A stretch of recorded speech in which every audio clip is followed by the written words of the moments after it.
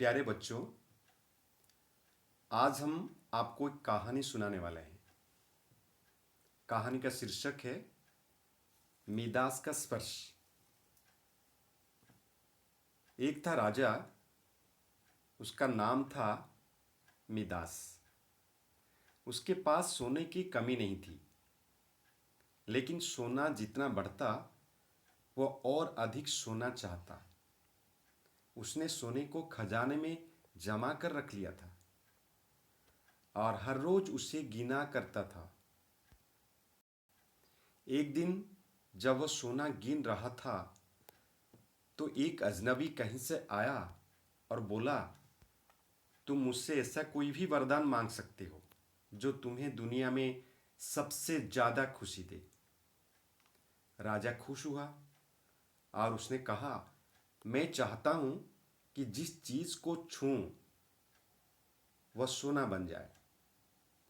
अजनबी ने राजा से पूछा, क्या तुम सचमुच यही चाहते हो? राजा ने कहा, हाँ। तो अजनबी बोला, कल सूरज की पहली किरण के साथ ही तुम्हें किसी चीज को छूकर सोना बना देने की ताकत मिल जाएगी। राजा ने सोचा कि वह सपना देख रहा होगा, यह सच नहीं हो सकता।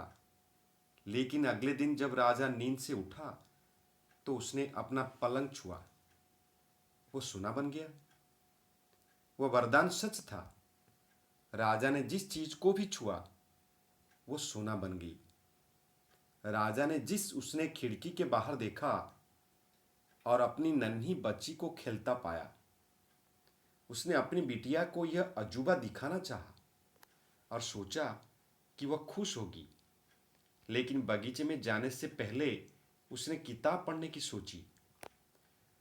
उसने जैसे ही उसे छुआ वो सोने की बन गई। वो किताब को पढ़ न सका। फिर वो नाश्ता करने बैठा। जैसे ही उसने फलों और पानी के गिलास को छुआ वे भी सोने के बन गए। उसकी भूख बढ़ने लगी और वो खुद से बोला, मैं सोने को खा और पी नहीं सकता। ठीक उसी समय उसकी बेटी दौड़ती हुई वहां आई और उसने उसे बाहों में भर लिया। वो सोने की मूर्ति बन गई। अब राजा के चेहरे पर खुशी गायब हो गई। राजा सिर पकड़कर रोने लगा।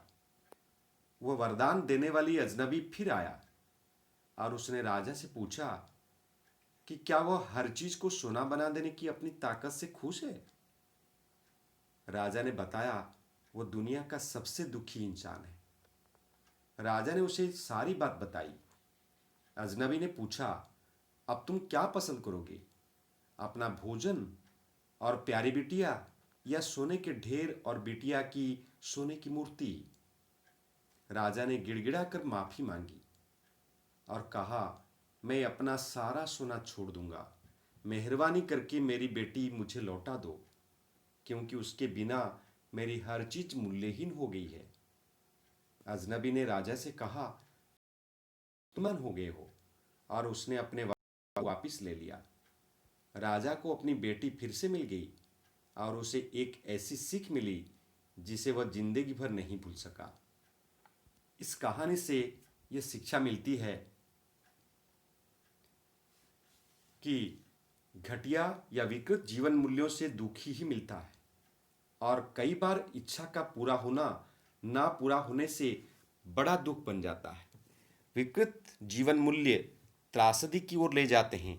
कभी कभी आपकी ख्वाहिशें ही आगे जाकर आपके दुख का कारण बन जाती है और आप उस क्षण को कोसते हैं जब आपने उस चीज़ की तमन्ना की थी। धन्यवाद।